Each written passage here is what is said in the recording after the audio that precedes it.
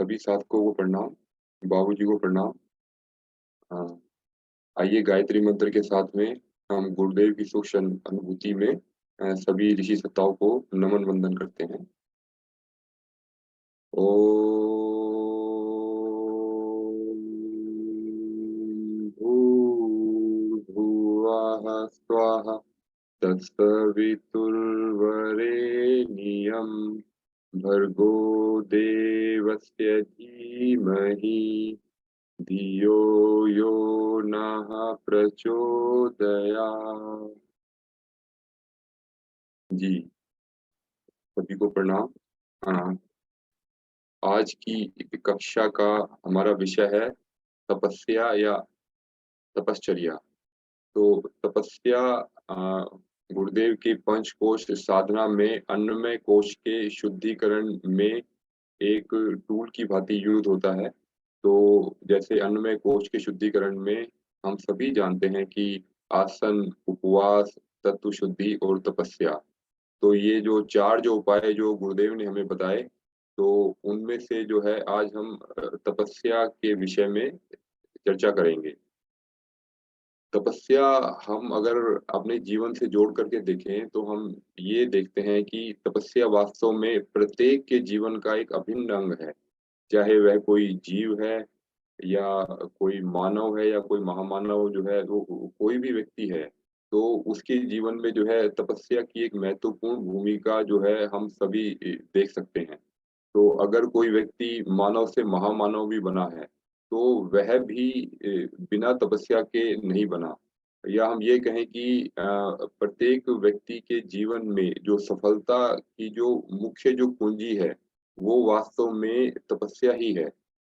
क्योंकि तपस्या के बिना अगर हम चाहें कि आगे बढ़ना चाहें, तो यह संभव ही नहीं है। तो और क्योंकि उससे जो है तपस्या ही जो है हमारे जीवन के अंतरंग को निखारती है और हमें अंदर से और शारीरिक रूप से और आध्यात्मिक रूप से हमें इतना मजबूत बनाती है कि हम जीवन में आने वाली हर तरह की समस्याओं के प्रति हम उसके सामने अडिग खड़े रह करके और उससे लड़ करके और उस पर विजय प्राप्त करें। तो तपस्या के बिना हम ये भी कह सकते हैं कि जीवन में हमारे कोई उत्साह शेष नहीं रह जाता और उत्साह के बिना जब हम अधूरे मन से जब हम कोई भी कार्य करेंगे, तो उसमें सफलता का मिलना संभव ही नहीं है। तो हम ये कहें कि कुछ हम इसको इस तरह भी समझ सकते हैं कि हम कोई ऊँची इमारत बनाने जा रहे हैं और ऊँची इमारत में अगर हम गहरी नींव नहीं रखी जाएगी, यानी कि उसको जो है हम जितना नीचे से मजबूत नहीं बनाएँगे, तो उसके बिना अगर हमने इमारत बना दी, तो उस इमारत के गिरने की संभावना अधिक है और वो किसी भी समय गिर सकती है। तो अगर हम उसमें जितनी गहराई देंगे, जितनी हम उसमें मेहनत करेंगे, तो उतनी ही ऊँची इमारत जो है वो बनाई जा सकती है। तो इसी प्रकार जो है हम में से प्रत्येक व्यक्ति जो अपने जीवन में ये देखें कि अगर जो है आज उनके जीवन में उन्हें सफलता नहीं मिली है या कोई भी समस्या है, तो उसमें कहीं न कहीं हम ये पाएँगे कि उसमें कहीं न कहीं जो है तपस्या का जो कुछ अंश जो है, वो हमने उतना अधिक अपने जीवन में नहीं लगाया, जो कि जिससे हम जिस पर हम चल कर के वो सफलता पा सकते। इसको हम एक तरीके से और भी देख सकते हैं कि तपस्या जो है वो वास्तव में एक तरह की अग्नि है।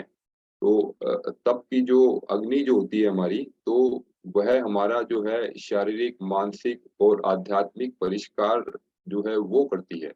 तो अब हम देखें कि जो है जैसा कि सोना है, सोने को जब सोने का जब हम शुद्धिकरण जब तक नहीं करेंगे, तब तक जो है उसका उसकी जो है जो वैल्यू जो है वो हमें नहीं मिलेगी हमें। तो सोना जो प्राकृतिक रूप से जो हमें पाया जाता है, तो उसकी पहले जो है गलाई होती है पहले और उसके बाद जो है उसके अंदर जो है जो गंदगी है वो निकलती है, फिर उसके बाद ढलाई और फिर उसमें जो है चमक आती है। तो हम इसी प्रकार ही हम मनुष्य के जीवन में हम देखें तो तप की अग्नि से जो है मनुष्य के जो जो पाप हैं वो गलते हैं और या ये कहें कि पाप गलने का अर्थ जो है जो ये तो जो है एक तरह से जो सूक्ष्म रूप में हो गया और अगर हम शारीरिक रूप में देखें तो हमारे जो है रोग जो है वो धीरे-धीरे फिसल करके भस्म होते जाते हैं और फिर उसके बाद जो है हमारे चेहरे के पर जो है एक निखार आता है और हमारा व्यक्तित्व भी हमारा और सुंदर होता जाता है। और इससे जो हमारे शरीर के भीतर छिपी जो दैवीय शक्तियाँ हैं, उनका जागरण होता है। तो अगर हम एक और तरीके से देखें कि जैसा कि दूध में दूध में जो है कभी न खराब होने वाला घी छिपा हुआ है, तो यह हम साधारण आँखों से हम नहीं देख सकते। परंतु जब हम जो है दूध को थोड़ा-सा तपाएँगे, गरम करेंगे और उससे जो है दही बना कर के और फिर उसमें मंथन की प्रक्रिया द्वारा जब हम मक्खन से घी बनाएँगे, तो फिर हमें एक ऐसे तत्व की प्राप्ति होती है जो जीवन में कभी खराब नहीं होता। अगर उसका रख-रखाव सही से हो तो जीवन में कभी खराब नहीं होता। तो इसी प्रकार ही हम यह भी देख सकते हैं कि जो हमारी जो देह जो है, जो कि जिसका एक दिन विनाश हो जाना है, तो इस विनाशी देह में भी अविनाशी आत्मा का वास है। तो अब ये आत्मा भी किसी को दिखाई नहीं देती, परंतु हम अपनी तपस्या के दम पर हम ऐसी स्थिति में आ सकते हैं कि जहाँ से जो है आत्म साक्षात्कार, ईश्वर साक्षात्कार वो जो है वो काफ़ी करीब हो जाता है। तो वास्तव में जब हम तपस्या अपने जीवन में उतारते हैं, तो इससे जो है हम हमारे जो है पाप धीरे-धीरे गलने शुरू होते हैं और फिर जो है हमारे अंदर का जो तेज है वो जागृत होने लगता है और फिर एक आत्म साक्षात्कार या ब्रह्म साक्षात्कार की स्थिति बनती है। अ, तो अब हम इसमें ये देखें कि जो तपस्याएँ जो हैं, जो गुरुदेव ने जो हमें बताई वो 12 प्रकार की जो जो तप जो हैं, वो आज हम उनके विषय में जो है अभी हम जानेंगे। ओ तो इनमें से जो है जैसा कि पहले हमारा आता है ऐस्वाद तप, फिर तितिक्षा तप, फिर आता है कर्षण तप और उसके बाद उपवास। देखिए उपवास जो है ये जो है अन्नमय कोश की साधना में एक अलग से भी रखा गया है और उपवास को एक तप भी कहा गया है। तो इसका महत्व भी काफ़ी अधिक है। उसके बाद फिर आता है गव्यकल्प तप, फिर प्रदातव्य तप, फिर निष्कासन तप, साधना तप और ब्रह्मचर्य तप, चांद्रायण तप और फिर मौन तप और फिर अंत में आता है अर्जन तप। तो ये सभी जो तप जो हैं, ये हमारे प्रत्येक साधक के एक को निखारने के लिए ही जो है हम अपने अनुसार उनको उपयोग में लाते हैं। तो अब हम इसको एक और तरीके से समझें कि जैसे कि हमारा कोई एग्ज़ाम होने वाला है और एग्ज़ाम में अगर कोई हमारे सामने कोई ऐसा प्रश्न आ जाए जिसको हमने जो है पहले कभी ना सुना हो, उसके बारे में ना जाना हो और सारे जो प्रश्न हैं उसी तरह के प्रश्न हों, तो हमें लगेगा कि ये जो क्वेश्चन पेपर है ये काफ़ी हार्ड है और इसमें पता नहीं हम पास हो पाएँगे या नहीं हो पाएँगे। परंतु उसके दूसरी तरफ से अगर हम ये देखें कि अगर हमें जो है एग्ज़ाम में आने वाले जो प्रश्न हैं वो एक सिलेबस के अकॉर्डिंग आएँ और उनका हमें आभास हो कि इसी सिलेबस में से ही जो है ये प्रश्न आना है और हमने वो पढ़ा भी हुआ हो। तो फिर जब हम एग्ज़ाम देने जाते हैं तो लगता है कि हाँ, ये प्रश्न तो जो है हमने कुछ थोड़ा-सा अलग है पर हमने काफ़ी हद तक इसको पढ़ा है, समझा है। तो इसका उत्तर हम जानते हैं और इससे हम अच्छे मार्क्स से उत्तीर्ण होंगे। तो इसी प्रकार ही जो हम अपने जीवन में देखें कि हमारे जीवन में जो है अलग-अलग तरह की जो है चैलेंजेज़ हमारे सामने आते हैं। तो कुछ लोग इन्हें जो है चैलेंज समझते हैं, कुछ लोग इन्हें दुःख समझते हैं। तो और फिर जो है कभी-कभी जो है फिर सुख की अनुभूति भी होती है। तो ये जो उतार-चढ़ाव जो जो हमारे जो मन में जो उत्पन्न जो होते हैं, तो ये वास्तव में जिनको हमें जो अधिक कष्ट हमें सहना पड़ता है, तो ये वास्तव में तप की कमी के कारण ही होते हैं। अगर हम ये देखें कि अगर हमने अपने जीवन में तप किया हो, तो फिर चाहे वह तप जो है हमारे जीवन में हमें अपने कर्मों के अनुसार मिला हो या फिर हमने अपनी इच्छा से उस तप को धारण किया हो। तो दोनों ही परिस्थिति में जो है हमारी जो है शारीरिक और मानसिक स्थिति जो है वो मजबूत बनती है। तो मजबूत बनने के बाद में अब अगर उस तरह की समस्या हमारे जीवन में जो है फिर कभी भी आ जाए, तो हमें लगेगा कि हाँ, इस तरह की समस्या का समाधान हमने पहले भी किया था हमने। तो अब अभी भी कुछ ऐसी समस्या आई तो हम इसका भी समाधान जो है ढूँढ लेंगे, अवश्य ही ढूँढ लेंगे। तो इसलिए जो है आज के समय में जो है हमारा शरीर, हमारा मन जो है सुख-सुविधाओं में पड़ कर के इसका इतना आदी हो गया है कि अगर थोड़ी-सी भी समस्याएँ हमें पहाड़ की भाँति लगती हैं। और छोटी-छोटी बातों पर जो है हम अपने इतने गलत जो डिसीज़न है वो ले लेते हैं कि जिसकी किसी ने कल्पना भी नहीं की थी। जैसे कि आज के समय में जो विद्यार्थी हैं उनके अगर मार्क्स कम आते हैं तो वो सुसाइड कर लेते हैं। या फिर घर में ऐसी कोई बात हुई जो कि हमारे मन के अनुसार नहीं हुई, हमें अच्छी नहीं लगी, तो उ उसमें जो है हमने अपना हित किया और पूरे परिवार का हित कर दिया।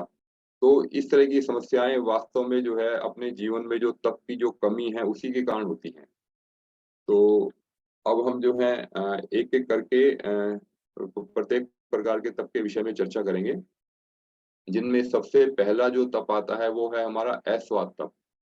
ऐस्वाद तप वास्तव में ये है कि जो भोजन जो हम कर रहे हैं, तो उसमें जो है उसका जो स्वाद जो है वो हमें जो है वो स्वाद को अपने भोजन में से हटा करके और सामान्य भोजन हम करें। और स्वाद में जो है मुख्य रूप से 2 ही स्वाद आते हैं, जैसे कि नमक और मीठा। हालाँकि जो जो लोग जो हैं अधिक जो है मिर्ची खाने के शौकीन हैं या अधिक जो है तला हुआ खाते हैं, तो वो अपने भोजन में से वो भी हटाएँगे तो वो भी अस्वाद तप में ही आएगा।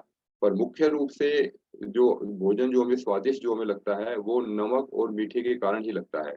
तो इनको जो हमें छोड़ना चाहिए, तो हमें जो है एक-एक करके छोड़ना चाहिए, या तो हम पहले नमक को छोड़ दें या फिर मीठे को छोड़ दें। तो हम अपने स्वयं की जाँच करें। तो जब हमने भी इसको शुरू किया था, तो हमने देखा कि दोनों एक साथ छोड़ने में जो है मन भी जो है अधिक उद्विग्न हो जाता था, और जो है थोड़ा-सा जो है वीकनेस भी लगती थी। तो फिर हमने एक-एक करके छोड़ने का जब निर्णय लिया और इसको फिर अपने जीवन में उतारा, तो लगा कि इसका लाभ जो है अब अधिक मिल रहा है। क्योंकि कोई भी जो तप हम एकदम से जब हम अपने ऊपर जब अधिक में करने लगते हैं, तो जो है उसका फिर हमें साइड इफ़ेक्ट हमें लगता है कि इसका हमें साइड इफ़ेक्ट हो रहा है हमें। तो हम जो है उसको धीरे-धीरे हम अपने जीवन में बढ़ाएँ, या फिर जो पहले से ही जिन्होंने जो है अपने जीवन में इस तरह की साधना की हुई है, तो वो दोनों को एक साथ भी छोड़ सकते हैं। तो इसमें हमें इस अस्वाद तप का लाभ हमें जैसे-जैसे जो है हम ये देखेंगे कि जो अस्वाद भोजन के प्रति हमारी रुचि बढ़ती जा रही है और संतोष भी बढ़ता जा रहा है। जब ये दोनों चीज़ें बढ़ रही हैं, तो हम ये समझेंगे कि हमारे भीतर जो सात्विकता है, उसकी भी जो वृद्धि है वो हो रही है, और जो हमारा अ, जो रास्तिक जो गुण है और जो तामसिक जो है, जो शरीर में जो सत, रज, तम जो है, तो उसमें से जो है सात्विक गुण जो है वो हमारा बढ़ने लगता है हमारा।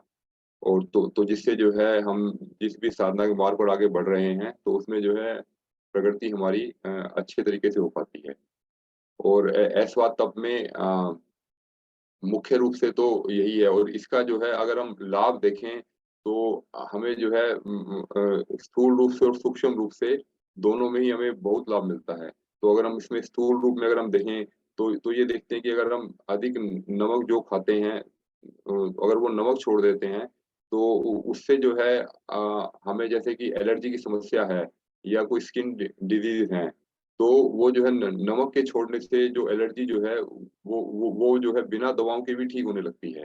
और इसी प्रकार जो है अगर हम मीठा छोड़ते हैं जब, तो अगर हमारे शरीर में जो है फोड़े उनसे अधिक निकलते हैं या हमारा रक्त दूषित हो गया है, एसिडिक हो गया है, तो इससे जो है रक्त की शुद्धि होने में भी मदद मिलती है, और हमारे जो है शरीर में भी जो है निखार आता है।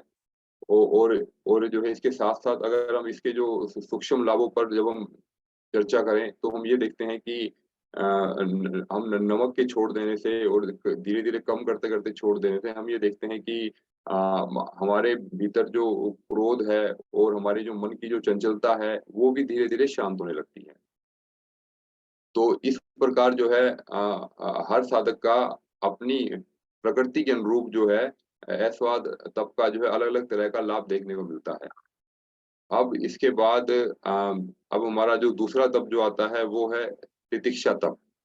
तितिक्षा तप का अर्थ ये हो गया कि हमें जो है प्रकृति के अनुसार प्रकृति के उतार-चढ़ाव को सहन करना।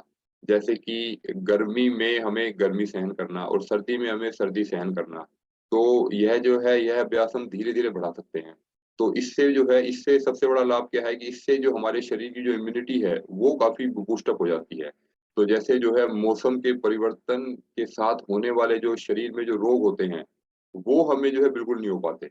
क्योंकि हमने अपने आप को जो है इतना अधिक जो है तितिक्षा तप हमने कर लिया, तो इसके पश्चात जो है हमने अपने शरीर को साध लिया, तो तो जो है उसका जो जो मौसम में के परिवर्तन का जो प्रभाव जो शरीर पर जो होता है, वो नहीं हो पाता। तो इसके लिए हम जो है इसको कैसे कर सकते हैं? तो हम जैसे कि जो है गर्मी के समय में हम जैसे कि तो थोड़ा समय हम धूप में भी रहें और जो है अधिक समय तक का जो एसी जो है वो उपयोग ना करें और कोशिश हो सके अगर फिर भी अधिक गर्मी लगती है तो कूलर से काम चलाएँ और जो जो लोग ऑलरेडी जो है जिनको अधिक गर्मी नहीं लगती, तो वो कूलर और पंखा भी छोड़ सकते हैं। तो वो उसके बिना उसके रहें, तो उससे जो है हमारे शरीर से जो है पसीना भी अधिक आएगा और पसीना भी जितना अधिक आएगा तो उतने टॉक्सिन्स हमारे शरीर से बाहर निकलेंगे, उतना ही हमारा शुद्धिकरण करेगा। अगर हमारे पसीने में जो है अगर थोड़ी-सी स्मेल भी आती है, तो हम ये देखेंगे कि जो टॉक्सिन्स हमारे बाहर निकल रहे हैं और थोड़े समय बाद हम ये देखेंगे कि जब हम गर्मी सहने के जो अभ्यस्त हो गए हैं, तो जो जो पसीना जो है उसकी स्मेल भी गायब हो जाएगी क्योंकि जो टॉक्सिन्स जो पसीने के माध्यम से जो निकलने थे, वो इस तितिक्षा तप के माध्यम से धीरे-धीरे निकल जाएँगे। और इस प्रकार जो है अब हम सर्दी में देखते हैं, सर्दी में भी जो है अब हमें जो है सर्दी में सर्दी को सहन करना चाहिए हमें। तो हम कोशिश ये करें कि अगर हम जो है 5 वस्त्र पहनते हैं सर्दी में तो हम 4 वस्त्र पहने, 3 वस्त्र पहने। तो इस तरह से जो है इस तरह से जब हल्की-हल्की ठंड जब हमें लगेगी तो उसका जो है शरीर को उसका आदी होना चाहिए। तो इस तरह से फिर हम देखेंगे कि जब अचानक से ठंड बढ़ती है या गर्मी से सर्दी के मौसम में जो परिवर्तन जो आता है, तो उससे हमें जो है सर्दी-जुकाम जो है ये सब जो हमें जो है वो हमें परेशान नहीं कर पाता।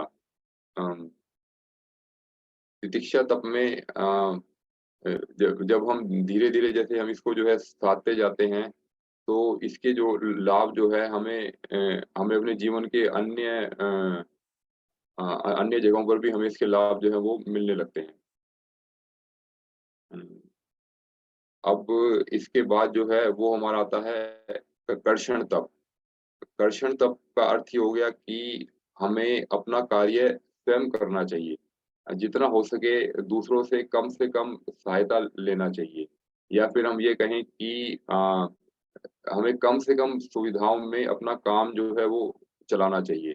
कम से कम सुविधाएँ जैसे कि जब हम भोजन कर रहे हैं, तो भोजन में जो है हम अधिक पकवान न लेकर के कोई 1 या 2 जो हैं वही जो है हम अन्न लें अपना। तो उसी से ही हम अपना काम चलाएँ या फिर जो है रोटी और चटनी है उससे भोजन करें या फिर जो है रोटी या छाछ है उससे लें हम और और जो है इसके अलावा जो है हम जो धातु से बने जो पात्र हैं उसको भी हम छोड़ कर के देख सकते हैं। तो उसको छोड़ कर के हम अगर हाथ पे रख कर के भोजन करके देखें कि कैसा महसूस होता है हमें। और जब अपना कार्य जब हम स्वयं करने लगते हैं, तो इससे हमारा जो है जो शारीरिक व्यायाम भी हो जाता है हमारा। तो जो लाभ हमें योगासन से मिलते हैं, वो वही जो है हमें कर्षण तप से भी मिलने लगते हैं। जो घर में जो काम करने वाली जो गृहिणी होती हैं, तो उनको जो है इन सब कार्यों के लिए अधिक समय नहीं मिल पाता। जैसा उनको जो है आसन वगैरह करने का अधिक समय नहीं मिल पाता। तो अगर वो कर्षण तप अगर अधिक मात्रा में अगर वो कर रही हैं, तो उन्हें फिर इसकी आवश्यकता भी नहीं है वास्तव में। तो उसी से ही उनके शरीर का इतना व्यायाम हो जाता है कि उसी से ही जो है, जो लाभ हमें मिलना है, वो मिल जाता है। और उसके अलावा जो है फिर भी अगर कोई समस्याएँ रह जाएँ, तो उसके लिए जो है हम विशेष कुछ 5-10 मिनट की कुछ एक्सरसाइज़ है, वो की जा सकती है। तो इस प्रकार हम देखते हैं कि हम जो है कृष्ण तप का लाभ हम ले सकते हैं। अब इसके बाद अब हमारा आता है उपवास। उपवास उपवास जो है अन्नमय कोश की जो साधना भी है और ये जो है हमारा जो है उपवास एक एक प्रकार के तप में भी आता है। तो इसकी चर्चा जो है पहले भी हो चुकी है।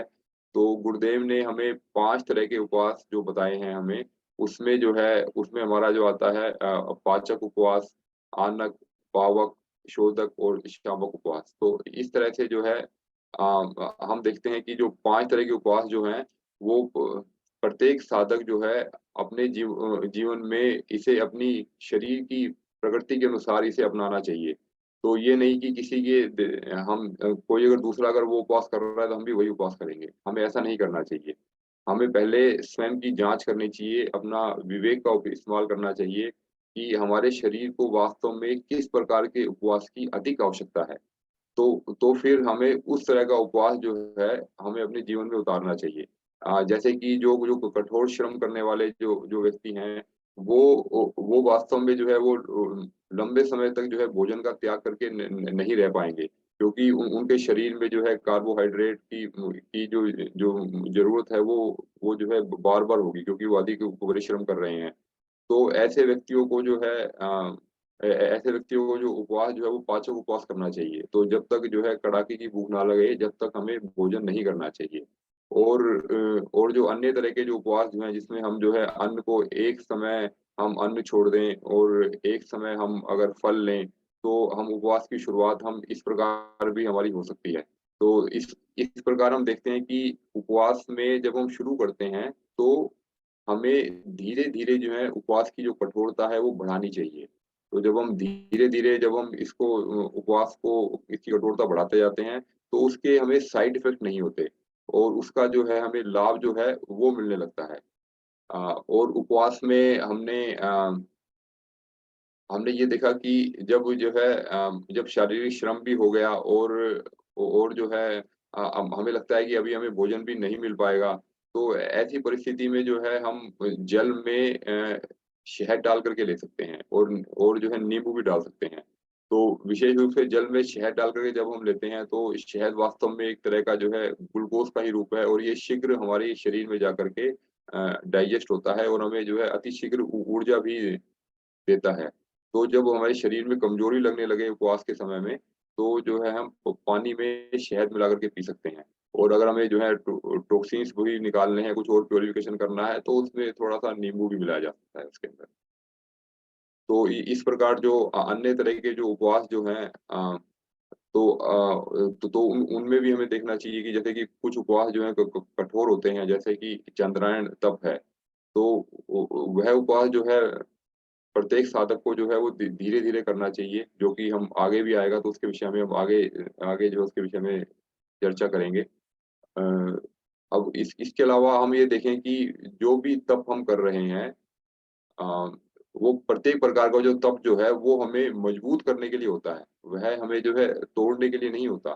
तो अगर कोई भी तप हमने किया या कोई भी हमने उपवास के रूप में उसे किया, तो अगर उस उपवास करने का हमें अगर साइड इफ़ेक्ट हो रहा है, तो इसका अर्थ ये है कि हमें उसके करने के तरीके में बदलाव करना चाहिए। तो उस बदलाव को हमें जो है या तो हमें जो है स्वयं से जाँच करें या किसी योग्य मार्गदर्शक के साथ जो है हमें हमें यह वार्तालाप करनी चाहिए कि इसके कारण से हमें ये साइड इफ़ेक्ट हो रहा है। तो उसको लंबा ना करके और उसमें जो है तुरंत बदलाव करके और फिर हमें जो है उस उपवास को या उस तप को हमें आगे बढ़ाना चाहिए हमें। तो उसी से ही जो है हम उसके जो है साइड इफ़ेक्ट इफ़ेक्ट से बच पाएँगे। अब इसके बाद जो है अगला जो तप जो आता है वो है गव्यकल्प तप। गव्यकल्प तप में हमारे जो है देसी गाय के जो गव्य जो हैं, तो उन पर रह कर के हमें यह तप करना होता है। तो देसी गाय के जो गव्य जो हैं, जिसे हम मुख्य रूप से पंचगव्य भी कहते हैं। तो जैसे उसमें जो है जो ये पंचगव्य जो हैं वास्तव में पंच महाभूत पंच महाभूत जो जिससे हमारा शरीर बना हुआ है, तो उसी का ही प्रतिनिधित्व जो है ये पंचगव्य वो करते हैं। तो इसमें जैसे कि हमारा छाछ हो गया, जो कि आकाश तत्व का प्रतिनिधित्व करता है। फिर उसके बाद जो है वायु तत्व के लिए गोमूत्र हो गया और अग्नि के लिए जो है घी हो गया और वायु के लिए जो है दूध हो गया और जो है मिट्टी तत्व जो है उसके लिए जो है हमारा गोमय या गोबर हो गया। तो हम ये देखते हैं कि जब हम इनका उपयोग अपने जीवन में जब हम करते हैं गव्यकल्प तप के रूप में, तो इसके हमें अनेक लाभ मिलते हैं।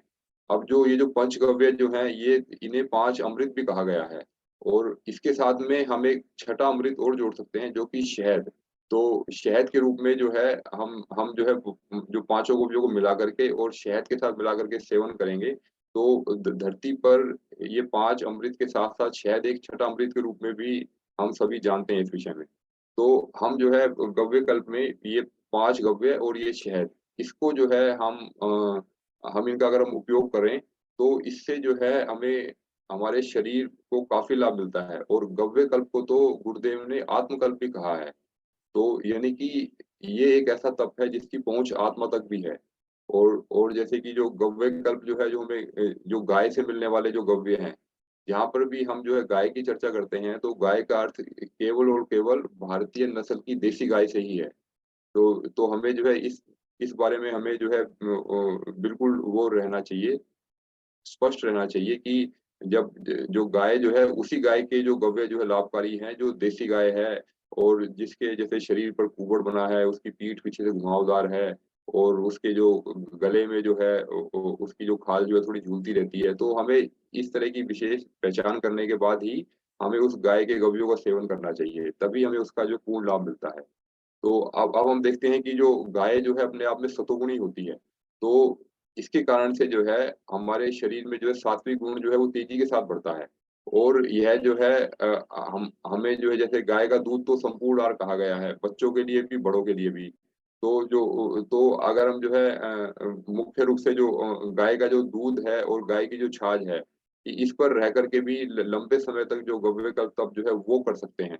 तो इसका जो है हमने एक बार 6 दिन के लिए विकल्प किया, तो हमें मुख्य रूप से जो है इसका लाभ हमें ये मिला कि जो हमारे शरीर में जो जकड़न जो थी, वो समाप्त हो गई और जो महामुद्रा करने में जो पहले दिक्कत आती थी, तो आगे झुका नहीं जाता था, तो उससे जो शरीर की जो फ्लेक्सिबिलिटी है, वो काफ़ी हद तक बढ़ गई।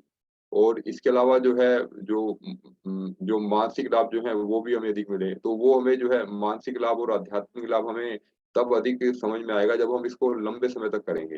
तो इस विषय में जो है आदरणीय भूपेंद्र राणा जी का जो है अच्छा अनुभव है और उन्होंने 100 दिन का गव्यकल्प तप किया। तो इसके विषय में जो है वो भी अपने अनुभव आज साझा करेंगे। तो और हम ये देखते हैं कि जो गव्यकल्प तप में से गुरुदेव ने इसमें से क्या किया, तो हम ये सभी जानते हैं कि जो गुरुदेव ने जो 24 साल का जो गायत्री महापुरुषण किया, तो उसमें उन्होंने जो है संस्कारित जौ की रोटी और छाछ, केवल यही अपने 24 साल में उपयोग किया। तो हम देखें कि जौ तो जो है वैसे मिल ही रहा था, तो उसको संस्कारित करने की क्या आवश्यकता थी? तो संस्कारित करने से जो है जो हम ये देखते हैं कि संस्कारित करने की जो विधि पहले हम देखें, तो संस्कारित जो है पहले जो है जो गाय को खिलाया जाता है और फिर जब गाय जब गौ में गोबर देती है, तो उस गोबर में से जो है उस जौ को निकाल करके और उसे धो करके, सुखा करके और फिर उसको उसको जो है उसके आटे को जो जौ को पीस करके जो आटा जो मिलता है हमें, उस आटे की बनी रोटी, तो वो संस्कारी जौ की रोटी और वह जो है वह गुरुदेव ने छाछ के साथ में ली। तो छाछ जो है वो आकाश तत्व का प्रतिनिधित्व है वो करता है, तो हम ये सब जानते हैं। तो इस प्रकार हमने देखा कि जो है और जो गौ का जो सानिध्य जो हमें मिलता है, उसका जो है एक जो सूक्ष्म लाभ है, वो हमें अलग ही मिलता है। तो जो लोग जो है गौ चराते हैं, तो उन्हें इसका लाभ जो है वो अधिक अधिक मिल पाता है। तो इस प्रकार हमने देखा कि गुरुदेव ने गुरुदेव ने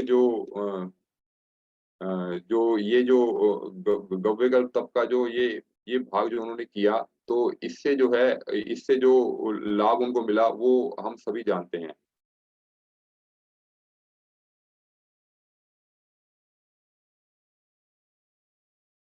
तो इस प्रकार जो है हम भी गव्यगल्प तप को हम जो है पूर्ण रूप से भी इसको अपने तप में शामिल कर सकते हैं या धीरे-धीरे भी जैसे एक समय हमने गव्यगल्प लिया या एक समय भोजन लिया, तो इस तरह से भी इसकी शुरुआत जो है की जा सकती है। अब इसके बाद आता है प्रदातव्य तप। प्रजातव्य तप में जो है वो हमें जो है अपने लिए अपने लिए हमें जो है कम से कम मात्रा में जो है अपनी शक्ति को कम से कम मात्रा में अपने लिए रख करके और दूसरों के लिए अधिक मात्रा में उसका उपयोग करना या हम ये कहें कि उसको जो है दान करना। तो अपनी शक्ति का यहाँ पे क्या अर्थ हुआ? तो शक्ति जो है हमें जो है शक्ति वास्तव में जो है हमारे पास जो है अनेक रूपों में जो है हमारे पास उपलब्ध होती है। जैसे धन की शक्ति हो गई, समय की शक्ति हो गई, ज्ञान की शक्ति हो गई। तो जिनके पास जो है धन अधिक है या किसी ने अगर गलत तरीके से धन कमा भी लिया, परंतु अब उसे ये विश्वास हुआ कि जो है ये तरीका तो गलत है। तो उसके धन का जो सदुपयोग जो है वो जो है दान के रूप में दे कर के जो है वो इस स्पर्धातव्य तप का जो है लाभ वह उठा सकता है। तो अगर अगर हमारी इनकम भी अच्छी है तो हम जो है हम अगर जो है अपने धन का दान करेंगे तो जो है उससे भी जो है हमारे मन को काफ़ी शांति मिलेगी और दूसरे की जो जब दूसरों को जब इससे जो खुशी मिलेगी तो उ उस खुशी में भी जो है हमें जो है काफ़ी अच्छा महसूस होगा। पर हमें ध्यान ये रखना है कि जो हम करने जा रहे हैं वो केवल सुपात्र को ही दान किया जाए। अगर हम कुपात्र को दान करेंगे तो उल्टा उसका जो है हमें भी नुकसान होगा और उसे भी नुकसान होगा और समाज को भी इसका नुकसान जो है झेलना पड़ेगा। तो यह हम विशेष रूप से ध्यान रखें, धन का दान करते समय। हाँ, अब दूसरा जो है अब दान आता है हमारा समय दान। अगर हमारे पास धन अधिक नहीं है तो जो है हम अपना समय दान जो है वो कर सकते हैं। तो जैसे हम जो है ईश्वर का कोई भी कार्य हम करें, गुरुदेव का कार्य हम करें, तो उसके लिए जो है हम थोड़ा समय निकालें। तो उ उस समय से जब हम जो है समय दान जब हम करते हैं, तो हमें एक जो है अंदर से एक संतुष्टि का भाव उत्पन्न होता है। तो कि हम हमने हमने जो है अब अपने जीवन का कुछ समय जो है कुछ-कुछ हमने अच्छे कार्य के लिए हमने दिया। तो इस तरह से संतुष्टि के भाव से जो है जो मन में जो उथल-पुथल या कुछ नेगेटिविटी जो आती है, वो उत्पन्न नहीं होती। और इसके बाद जो है अब हम देखें कि अगर हम जो है अधिक पढ़े लिखे हैं या हमने जो है ज्ञान पाया है और वो ज्ञान हमने अगर अनुभव से पाया है, पढ़े लिखे नहीं भी हैं, तो ऐसे ज्ञान को जब हम बाँटेंगे, तो हमारा जो है ज्ञान जो है दिन प्रतिदिन बढ़ता जाएगा। तो जैसे हमारे आदरणीय बाबूजी भी जो हैं जो ज्ञान को जो बाँटने का जो हम कार्य कर रहे हैं, तो यह भी वास्तव में जो है अद्भुत है और जो है इसका जो हम सभी को जो इतना लाभ मिल रहा है, तो उसके लिए भी जो है हम इनके आभारी रहते हैं। अब इसके बाद जो है हम देखें कि जो स्पर्धातव्य तप में जो है अब हम जो है अगर हम कुछ दान कर रहे हैं, तो हम जो है कुछ जीवों के लिए भी हम कुछ सोचें। जैसे जो जो अनेक प्रकार के जो जीव इस धरती पर जो रहते हैं, तो हम जो है उनके लिए जो है जैसे कि चींटी हो गई, गाय हो गई या कोई अन्य जीव हो गया, तो उसके लिए जो है अन्न और जल का जब हम द दान करते हैं, तो इ इ इससे भी जो है हमें अंदर से हमें एक जो है शांति का भाव उत्पन्न होता है।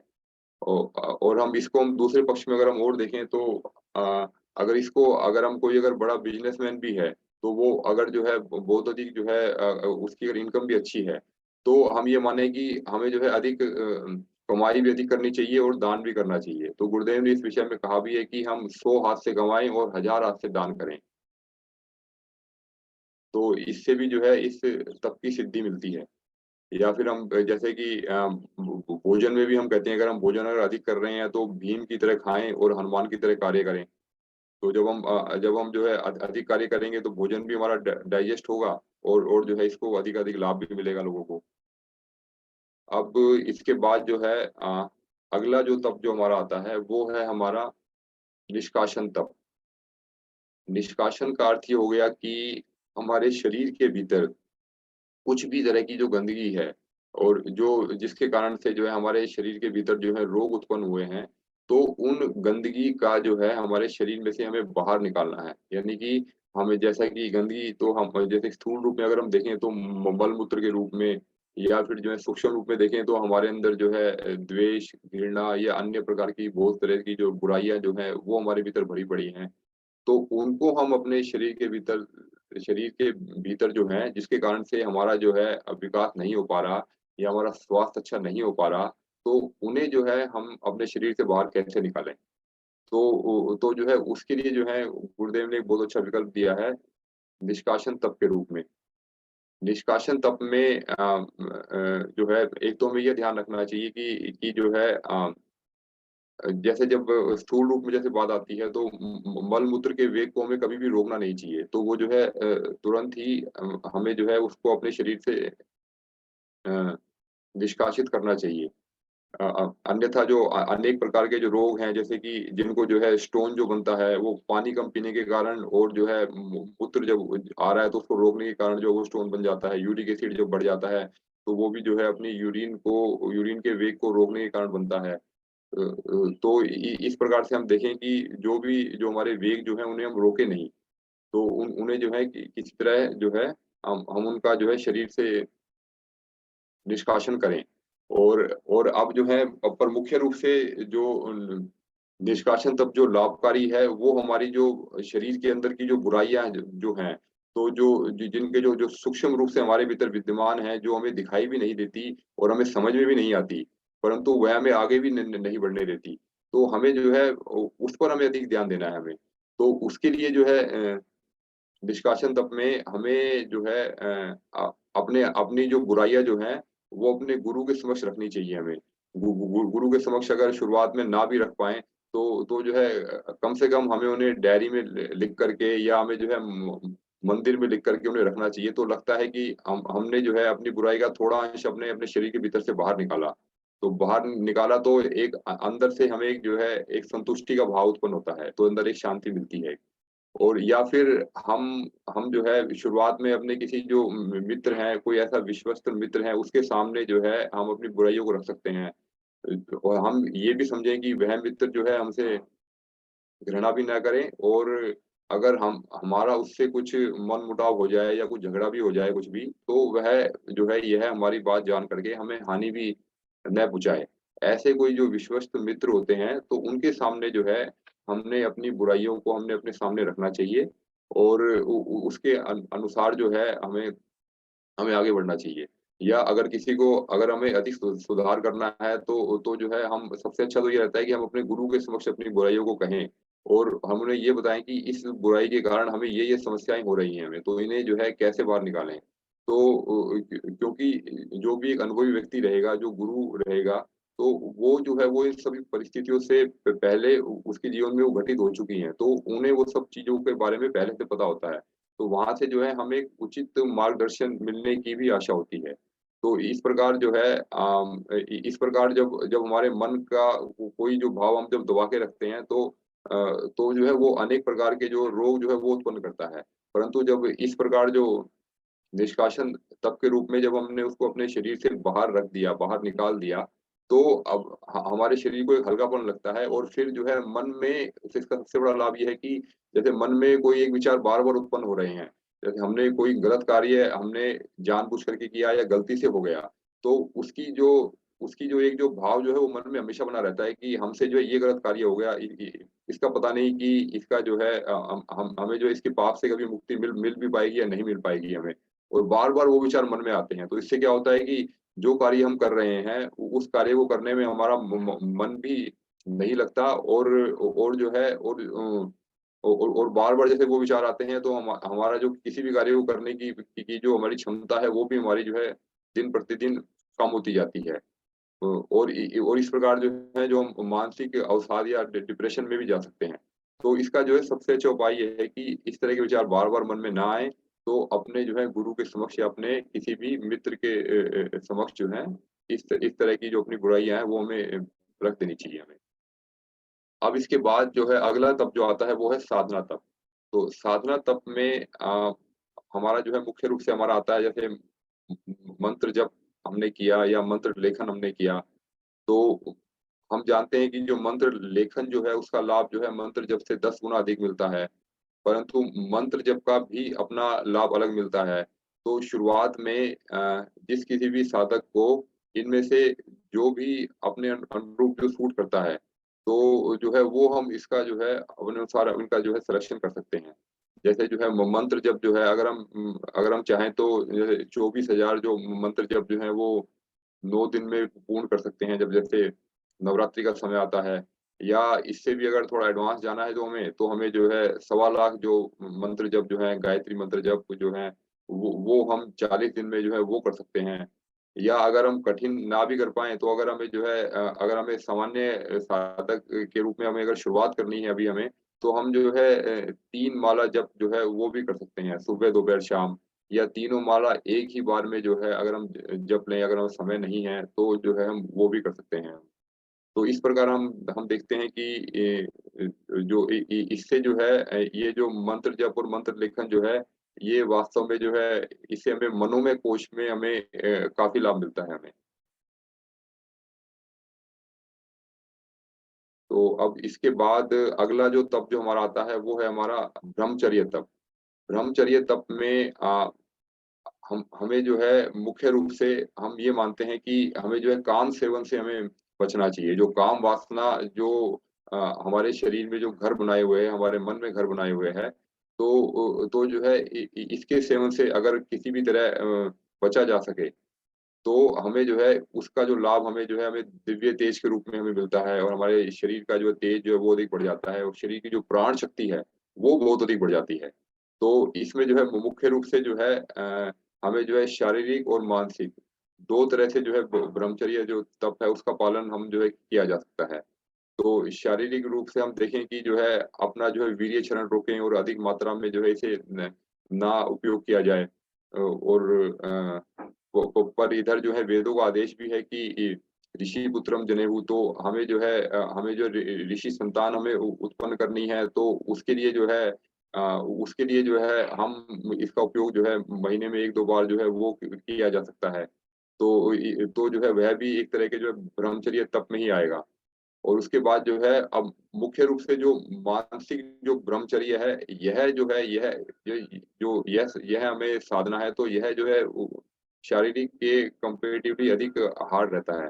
तो इसमें हमें देखते हैं कि जो क्योंकि जो मन में हमारे जो है कब कि किस तरह के विचार जो उत्पन्न हो जाएँ और कब हमारा मन जो है काम वासना की तरफ जा रहा है, तो हम जो है अगर हम मन को अपने देखते रहें और इससे जो है इससे लड़ने के लिए जैसे कि जो है एक कुविचार कोई मन में आया हमारे, तो इसके लिए जो है हम हमें अपने पास जो है सद्विचारों की फ़ौज हमारे पास होनी चाहिए। तो ऐसी परिस्थिति में हम क्या कर सकते हैं, तो सबसे अच्छा उपाय जो है हम जो है इसमें स्वाध्याय, मनन, चिंतन, अगर हम अपने मन को अगर हम उस दिशा में लगाएँ, तो इससे जो है जो हमारे मन में उठने वाले जो कुविचार जो हैं तो वो अपने आप ही धीरे-धीरे शांत होने लगते हैं, क्योंकि मन को एक विषय मिल गया। मन को मन को अगर जब कोई विषय नहीं मिलता तो वह जो है अपने संस्कारों के अनुरूप जो है इधर-उधर भटकता है और जो है वो जो काम वासना की तरफ भी आकर्षित होता रहता है। तो अगर हम उसको एक एक जो है उत्कृष्ट विषय दे दें, तो जो है फिर जो मन की जो ऊर्जा जो है, जो कि वहाँ पर जो है नष्ट हो रही थी, तो अब एक जो है उच्च कोटि के कार्य के लिए हमारे मन को एक अच्छा कार्य मिल गया। तो जो जो भी जो वो बड़े-बड़े जो भी जितने भी लोग हुए हैं, चाहे कोई वैज्ञानिक हुआ है या चाहे कोई बड़ा साहित्यकार हुआ है, तो वह जो है वह अपनी इस ऊर्जा को जो है एक उसने अच्छी दिशा में लगाया और अच्छी दिशा में जो है वो लगा कर के और उसमें मन की शक्ति से आगे बढ़ा और तब उसने जो है वो अपने जीवन में जो भी उसने सफलता जो प्राप्त करी, वो उसी दम पर हासिल करी। तो जैसे इसमें जो है अनेक नाम आते हैं, जैसे जो वैज्ञानिक हैं हमारे रामानुजन जी हुए हैं या फिर जो मिसाइल मैन जो है एपीजे अब्दुल कलाम जी हुए हैं। तो इस तरह के जो जो भी बड़े-बड़े लोग जो हुए हैं, तो इन्होंने जो है वास्तव में ब्रह्मचर्य तप को काफ़ी हद तक अपने जीवन में साधा है। अ, और अगर हम स्थूल रूप से अगर हम देखें कि हमारे मन में जो है काम के प्रति अगर वासनाएँ उठ रही हैं, तो इसको शांत करने के लिए जो है अगर हम स्वाध्याय करने का मन नहीं है तो एक विचार आया तो इस विचार को मन ने काट दिया। तो दूसरा दूसरा हम हमारे पास दूसरा सद्विचार भी होना चाहिए हमारे पास। तो जैसे जब जब काम वासना की जब हमारे मन में जो उत्पत्ति हुई तो उस समय जो हमें शक्ति चालिनी जो मुद्रा है वो की जा सकती है। या विपरीत करणी मुद्रा जो है वो भी की जा सकती है। तो इससे जो है जो शक्ति जो है जो कि हमारा डाउनवर्ड फ्लो जो हो रहा है, अब हम उसको जो है अपने मन की इच्छा से, मन की शक्ति से अब हम ऊपर की तरफ लेकर के जाते हैं। तो इस समय हम ये महसूस करेंगे कि जब हम शक्ति चालिनी मुद्रा जब ऐसी अवस्था जो हम करते हैं, तो इससे जो है हमें आनंद की जो प्राप्ति जो है वो शीघ्र होती है इसमें। क्योंकि जो पहले ही जो है वो ऊर्जा जो है जैसे कुंडलिनी शक्ति जो है हम ये माने कि वो जो है मूलाधार चक्र में एक्साइटेड है। तो अगर हम जो है उसको शक्ति चालिनी से अगर हम उसको ऊपर ले जा सकें, तो हम हमें हमें ये लगता है कि जो उसमें जो है कम समय में हमें अधिक लाभ मिलने की संभावना जो है इसमें अधिक मिलती है हमें। तो इस प्रकार जो है हम देखते हैं कि जो है ब्रह्मचर्य तप में अ, हमें जो है शारीरिक और मानसिक जो हमें साधने के लिए हम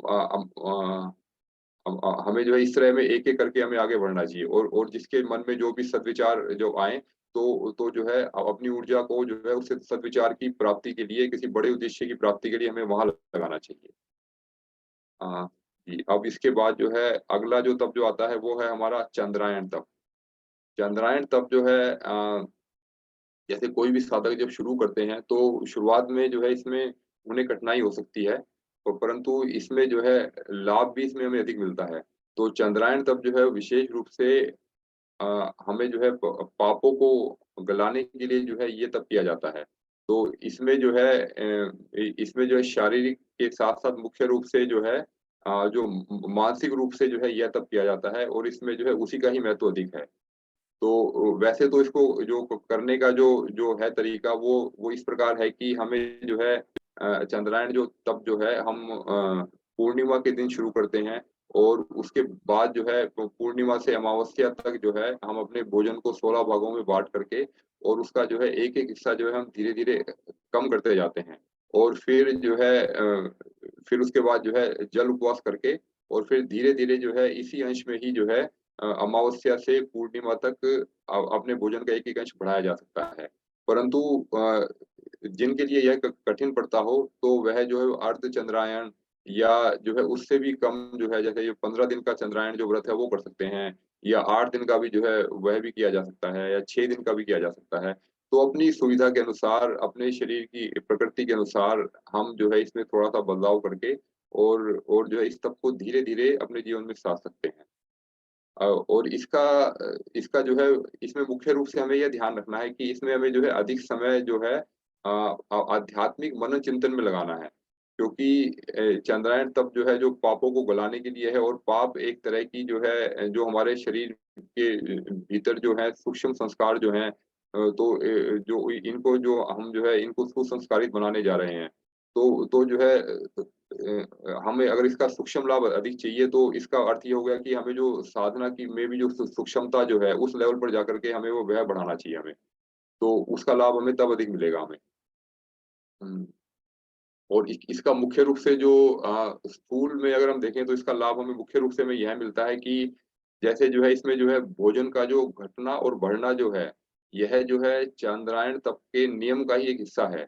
जबकि हम अन्य तरह के जब हम उपवास में हम ये देखते हैं कि हमने जैसे कि मान लीजिए कि 1 हफ्ते तक भोजन नहीं किया, या 9 दिन तक जो है हमने भोजन नहीं किया, और फिर 1 दिन जब हमें भोजन मिलता है, तो हम कुछ अधिक भोजन कर लेते हैं, या फिर अन्न छोड़ने के बाद जब हम अगले दिन जब हम अन्न लेते हैं, तो उसका जो है बहुत बार साइड इफ़ेक्ट भी हो जाता है हमें।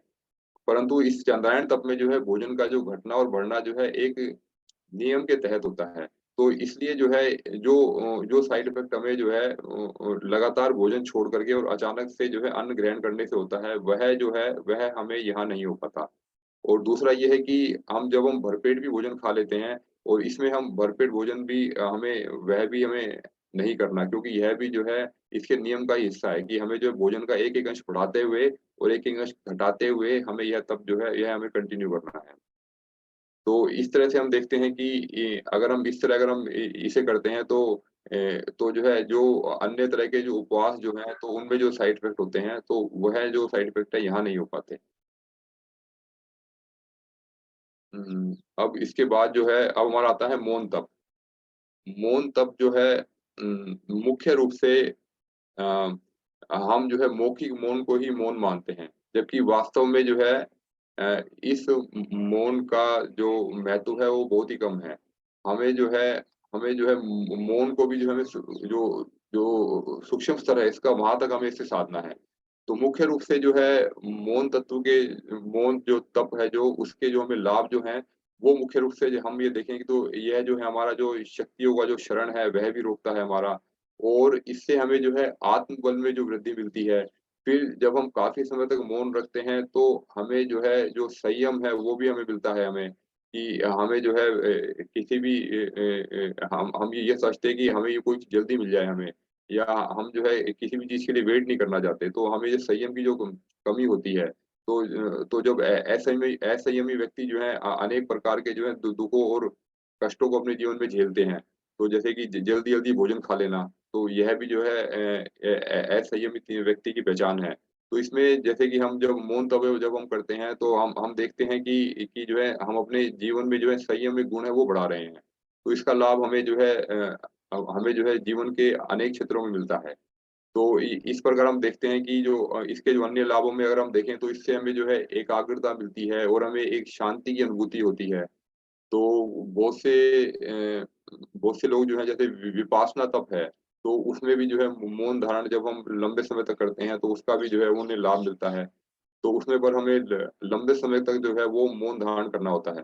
परंतु जो है आज की परिस्थिति के अनुरूप जो है गुरुदेव ने इसमें जो है इसको और भी सरल कर दिया है। तो गुरुदेव ने हमें कहा है कि हमें अपनी स्थिति और अपनी रुचि और अपनी सुविधा, इनके अनुसार जो है मौन तप की जो अवधि जो है वो निर्धारण हमें उसके अनुरूप जो है वो करना चाहिए। अपनी स्थिति का जो है स्थिति का जो हमारा ये अर्थ हो गया कि हम अगर कहीं जॉब करते हैं या हम घर में ही रहते हैं, तो उसके अनुरूप जो है हम जो है कितना समय हम दे पाएँगे। फिर हमारी जो रुचि है, अगर जो है अगर हमारी रुचि अधिक समय तक मौन रहने में नहीं है, तो जो है हम लंबे समय तक नहीं नहीं साध पाएँगे, तो इसे हमें धीरे-धीरे ही हमें जो शुरुआत करनी है हमें। या फिर ये कहें कि कुछ लोगों का जो कार्य है वो बात करना ही है, उसके बिना जो है उनकी जॉब नहीं चल सकती या वो उसके बिना जो है वो जो पूरे दिन नहीं रह सकते वो। तो उसके अनुसार भी जो है हम जो है मौन तप को जो है कम समय के लिए शुरुआत की जा सकती है। फिर हम अपनी सुविधा देखें कि हमें जो है हम अपनी सुविधा के अनुरूप जो है ये समय कब निकाल निकाल पाएँगे। सुबह का समय हमारे लिए उपयुक्त है या दोपहर का बीच का समय उपयुक्त है या शाम का समय उपयुक्त है। तो इसके अनुसार जो है हम अपने अनुसार अपनी स्थिति, रुचि और सुविधा के अनुसार इसे हम जो है सहज बना सकते हैं। और इसमें मुख्य रूप से जो है जब हम मौन तप करते हैं तो एक जो है सबसे बड़ी समस्या क्या आती है कि जो है अब जो मन की गति तो रुकती नहीं है हमारी, तो मन जो है वो जो है इधर-उधर दौड़ता है। तो उस समय जो है काफ़ी असहज लगता है, हमें लगता है कि हम किसी से बात भी नहीं कर पा रहे। तो जो है उस समय जो है जो सबसे अच्छा जो कार्य जो हमें गुरुदेव ने बताया वो है जो स्वाध्याय। स्वाध्याय और मनन चिंतन जो हम किया करते हैं, तो अगर हम उसमें हम अधिक समय लगाएँ, तो और फिर भी अगर हमें लगता है कि उससे भी हमारा बात नहीं बन रही, तो हमें मौन तब भी साधना है हमें। तो हम जो है स्वाध्याय से संबंधित जो उपनिषद से संबंधित जो ब्रह्म चिंतन या कहें कि आत्मचिंतन जो है, उसके विषय में जो है स्तुति या चर्चा जब हम करेंगे, तो उसके विषय में जब हम बोल करके भी चर्चा करते हैं, तो वह भी हमारा मौन तप में ही आएगा। क्योंकि जो परमात्मा जो है, वो शांति में है, आनंद में है। और वो जो है उसके विषय में जैसे कि कहा गया है कि परमात्मा स्तुति परम मौनम। तो जो है जो हम परमात्मा की जो स्तुति है या हम जब आत्म साक्षात्कार या ब्रह्म साक्षात्कार उसके विषय में जब हम मनन चिंतन करते हैं और उसके विषय में जब हम जो है अपने अपने स्तर के लोगों से जब हम चर्चा भी करते हैं, तो वह भी मौन तप में ही आएगा। तो हम जो है वो भी हम अधिक-अधिक अपने जीवन में उपयोग कर सकते हैं। अब इसके बाद जो है अब जो अंतिम जो तप जो है वो है हमारा अ, अर्जन तप। तो अर्जन तप में जो है हम जो है हमें इसमें क्या करना है कि कुछ नया सीख करके और अपनी शक्ति को और अपनी क्षमताओं को बढ़ाना है। और जो शक्ति क्षमताओं को बढ़ा करके और जो है हमें इनकी जो है इनकी जो उपयोगिता जो है वो अपने जीवन में अपनानी है और इसका जो है अधिक-अधिक लाभ जो है हमें अन्य लोगों को भी देना है। जैसे कि हम कुछ जो है संगीत जैसे हम संगीत हम अगर हम अपने जीवन में सीखें, तो संगीत जो है वो वास्तव में जो जीवन में जिनके जीवन में थोड़ी अशांति है या जो है जो मानसिक अवसाद से घिरे रहते हैं, तो उ उन उनको जो है उनको जो संगीत जब हम वो अपने जीवन में जब उनके जीवन में उतरता है, तो एक जो आनंद की अनुभूति होती है और उनका मन जो है उस विषय से हट कर के दूसरे विषय में जो है वो लगता है। तो इस प्रकार हम देखते हैं कि जब हम कुछ न न नया कार्य जब हम सीखते हैं, तो न न नए कार्य को सीखने के पश्चात जो हमारा आत्मविश्वास बढ़ जाता है हमारा। तो फिर हम जीवन में भी कोई भी जो हमारे सामने कोई नई संकट की स्थिति भी उत्पन्न होती है, तो जब हमने ये देखा कि हमने कोई न नया कार्य सीख करके उसमें हमने जो है काफ़ी सफलता पाई और उसका हमने पूर्ण लाभ लिया। तो जब नए तरह से जो समस्याएँ हमारे जीवन में सामने आती हैं, तो उनको जो है उनको जो जी उनको जो हम साहसपूर्वक हम उनका सामना करते हैं। और हम जैसे ये देखें कि जैसे अर्जन तप जो है विशेष रूप से विद्यार्थियों के लिए भी बहुत लाभकारी है। तो विद्यार्थी जीवन में हम ये देखते हैं कि जैसे कोई भी विद्यार्थी जो है तो वह अगर जो है कुछ दिन प्रतिदिन कुछ नया सीखता है, नए विषय को अध्ययन करता है, तो अगर वह ये अर्जन तप करे, तो हम देखते हैं कि विद्यार्थी अगर शुरुआत के समय में अगर यह तप जितना अधिक करता है, तो उसका जो है बाद का समय जो है जैसे कि जब युवावस्था जब उसकी आती है, तो वह उसका उतना ही आराम से बीतता है। और जो अपना जो शुरुआती समय जो है, जैसे कोई विद्यार्थी है, अपना शुरुआती समय जो है अगर अधिक अगर अपना जो है वो खराब कर देता है, तो फिर उसका जो बाकी का जो जीवन जो है, फिर उससे जो है अधिक समय तक जो है कष्ट में व्यतीत जो है वो करना पड़ता है। क्योंकि जब कोई व्यक्ति पढ़ लिख जाता है तो उसे जो है वो इतना जो है धन उपार्जन जो है वो वह कर लेता है कि वह थोड़ा समय दे करके भी जो है वह उ उतना धन पा लेता है जो उसके जीवन चलाने के लिए पर्याप्त है। फिर वह जीवन में अपना जो समय जो है वो अन्य कार्यों के लिए भी दे पाता है। परंतु आज के समय में जैसे हम अक्सर हम अधिकतर लोगों से सुनते हैं कि जी हमारे पास समय ही नहीं है, काम ही इतना है। तो वह सब भी जो है हम देखें कि अगर हम नया सीख करके या एक विद्यार्थी की भाँति जो है अगर हम शुरुआत में अगर हम वो कष्ट अधिक सहन कर लें, तो वह कष्ट जो है बाद में अनेक गुना सुख के रूप में हमें मिलता है।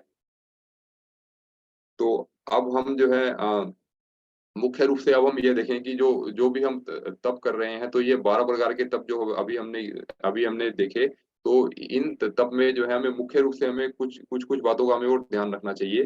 जैसा कि जो है हमें जो है जो जो तप हमने किया तो 1-1 महीने का जो है हर तप का जो अभ्यास हम जो है ऐसा कर सकते हैं। अगर हम सभी तप को एक साथ नहीं कर सकते, तो कोई 1 तप या 2 तप जो है वो भी एक साथ कर सकते हैं।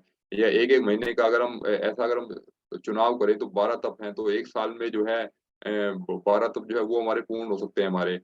या फिर इसको हम 1-1 महीने भी अगर हम ना कर पाएँ, तो इनको थोड़ी-थोड़ी अवधि के लिए भी किया जा सकता है। जैसे जो है चांद्रायण तप है, वो जो है 1 हफ्ते से शुरुआत की जा सकती है उसकी। तो थोड़ी-थोड़ी अवधि को करके फिर धीरे-धीरे बढ़ाना चाहिए हमें। तो इससे हमें जो है इनके जो साइड इफ़ेक्ट है वो हमें जो है उनसे हम अपने आप का जो बचाव है वो हो पाएगा।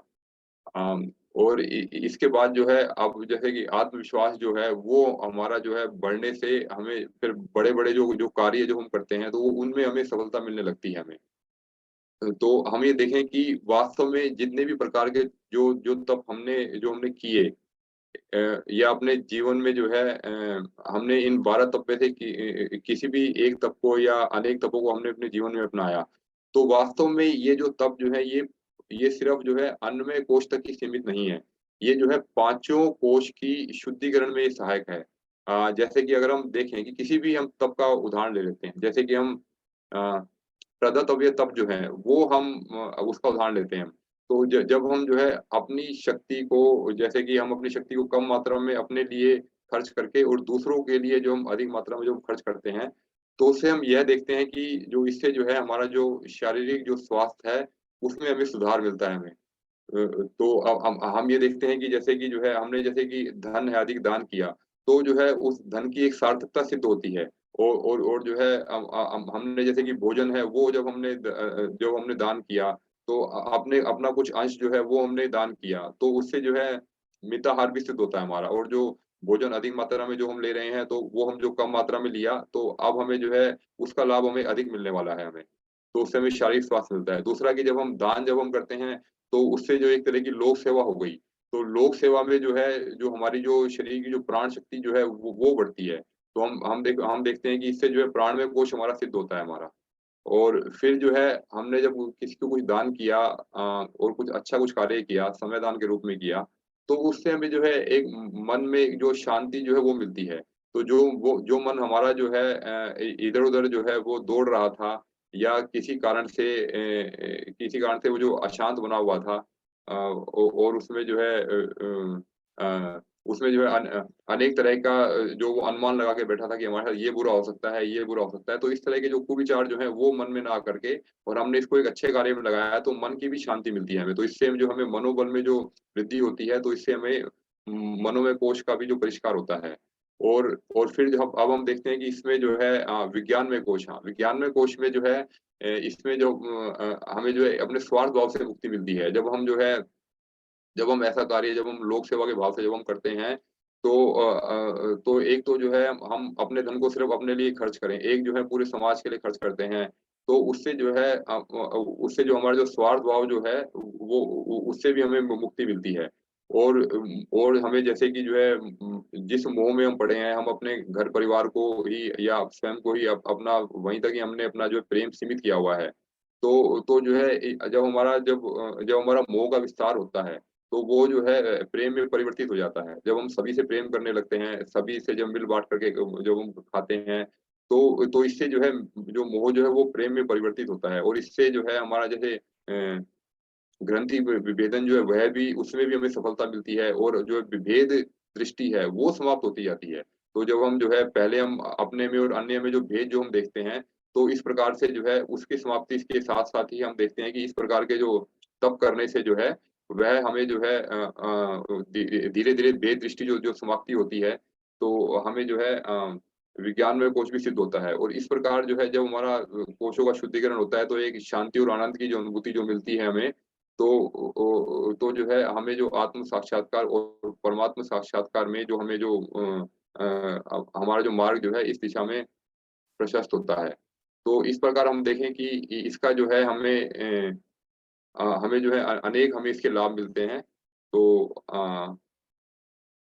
तो इसमें जो है प्रत्येक साधक जो है अपने जीवन में अपने रुचि के अनुसार और अपने जो है विवेक के अनुसार इन तपों को अपने जीवन में धारण जो है वो कर सकता है और इसका लाभ उठा सकता है।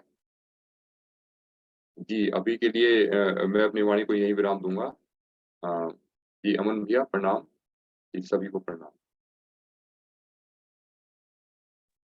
जी भैया, बहुत-बहुत धन्यवाद। तो अपना समय भी हो गया है, तो अभी सीधे हम लोग प्रश्नोत्तरी वाले सेशन में आते हैं। बाबूजी से निवेदन है, बाबूजी भी हैं। जी। जी, बाबूजी आप हमारे बीच में हमें आशीर्वाद दें क्योंकि आपका जीवन पूरा तपश्चर्यामय रहा है। जी, अमन जी धन्यवाद। नितिन जी को बहुत-बहुत प्रणाम, क्योंकि नितिन जी भी बहुत तपस्वी हैं। देखा कि ये टू द पॉइंट कभी-कभी भावावेश में कुछ आवश्यकता से अधिक तप कर लेते थे। तो उसको हमने रोका था कि तपस्या में ऐसा नहीं कि पूरा चेहरा धँस गया, गाल धँस गया, आँख भीतर धँस गया, डरावना लगने लगे। तो कहा कि नहीं अब आइए तो मोटा क्या ना होगा।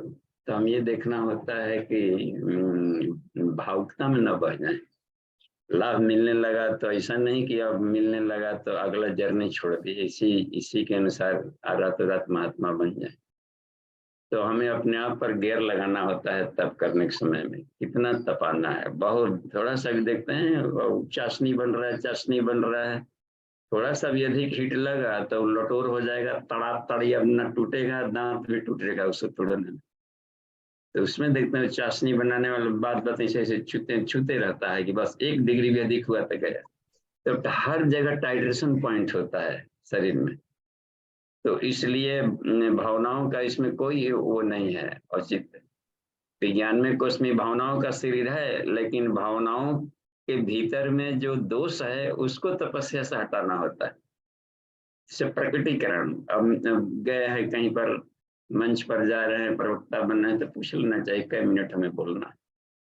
तो समय पर पहुंचना और समय जितना टाइम कहा गया है उसमें से भले कुछ सेकंड पहले खत्म कर दें या 1 मिनट पहले खत्म कर दें, ताकि अन्य लोगों को पूछने का भी कुछ अवसर हो तो उससे प्रश्नोत्तरी कर सके, पूछ सके। तो ये देखना पड़ता है हमें कि तरह-तरह का, नहीं तो बहुत जानकारी है तो ये भी बोल दें, वो भी बोल दें, तो इसका मतलब होता है कि प्रकटीकरण का दोष है इस व्यक्ति में। तो उसको इसमें रहता है कि हमें हर तरह का अपने पर कंट्रोल करना होता है, तब फिर नेक्स्ट टाइम में कर देंगे या फिर जाकर कितनी सी बातों कितने समय में कहना है तब। तो भावनाओं का भाव इसमें कहीं नहीं बहना है, चाहे अन्नमय कोश की साधना कर रहे हो या प्राणमय का करना है। और आवश्यकता से अधिक अच्छा लग रहा है, कितना महाबंद किया, अब महाबंद किए तो ठीक है, लेकिन ये भी देखना है कि आवश्यकता से अधिक तो नहीं हो गया।